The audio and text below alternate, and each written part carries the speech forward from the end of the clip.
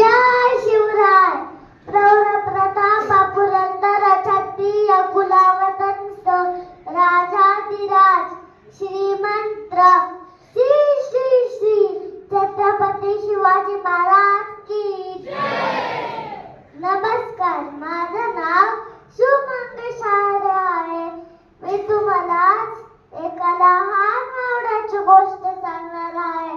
तो मावळा दुसरा तिसरा कोणी नसून दिसत आहे. एकदा काय झालं, मी माझ्या आईच्या कुशीत झोपलो होतो. मी आईला विचारलं, आई मला पण शिवाजी महाराजांच्या सैन्यात जायचंय ग. मला पण मावळा व्हायचंय.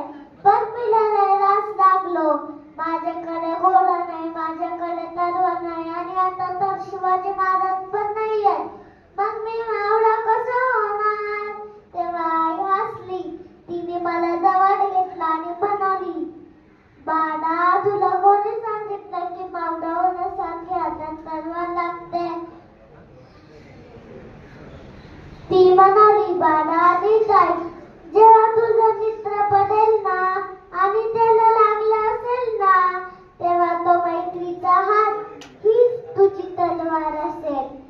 जेव्हा तुला कोणी खोटं बोलायला सांगेल पण तू न घाबरता खरं बोलशील, तेव्हा ते खरं बोलणं हीच तुझी ढाल असेल. आणि जेव्हा तू स्वतःचा डब्बा भुकलेल्या मित्राला देशील ना, तेव्हा ती माया हीच तुझी ताकद असेल.